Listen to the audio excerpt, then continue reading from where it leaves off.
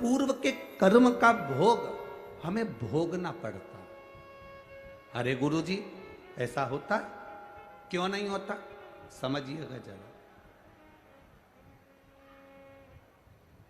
अब मान लो, समझ लो कि यहां पर कथा में यहां बहुत सारे लोग आए हैं। एक समझना बहुत अच्छी तरह से, एक कथा में बहुत सारे लोग आए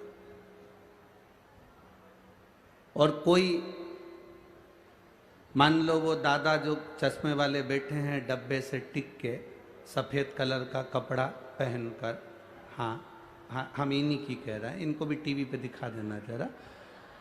मान लो ये दादा चश्मा पहनकर और सफेद कपड़ा, अब समझना है, सफेद कपड़ा पहनकर बैठे हैं, ठीक है, समझ लो जरा, ये सफेद कपड़ा पहनकर बैठे और हमने इनसे कहा दादाजी,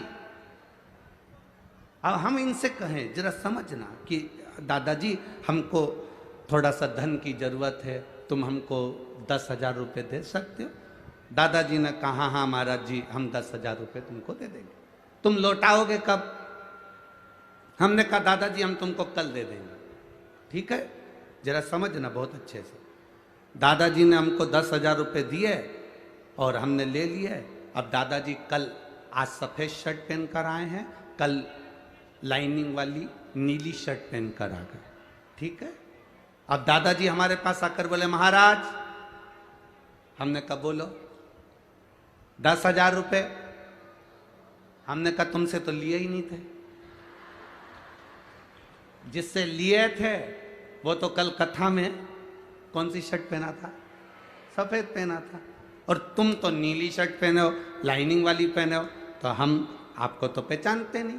नहीं नहीं महाराज, कपड़े से क्या होता है? हूं तो मैं ही, कपड़े से कुछ होता है क्या? हूं तो मैं ही, मेरा पैसा तो तुम्हें देना पड़ेगा। अब हम भी कह रहे, अरे दादाजी तुमने कपड़े कल सफेद शर्ट वाले से हमने 10,000 लिए थे, हमने कोई नीली शर्ट वाले से तो नहीं ना लिए थे।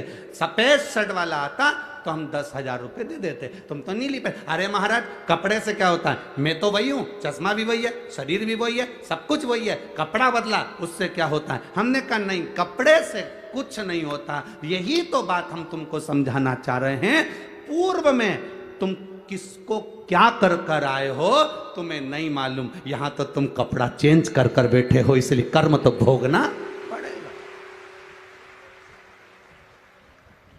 ये कपड़ा तो हम कितनी बार चेंज कर चुके, 84 लाख योनियां हमने ये कपड़े ही चेंज करे हैं। कभी हम पशु बनकर जन्मे, कभी पक्षी बनकर जन्मे, कभी जलचर बनकर जन्मे, कभी थलचर बनकर जन्मे, कभी किसी चोले में आ गए, कभी किसी चोले में आ गए। ये चोला, ये कपड़ा तो हम कितनी बार बदल चुके, पर हमने जो पूर्व में करा, ये आत्मा थोड़ी ना बदलती है। आत्मा बदली क्या?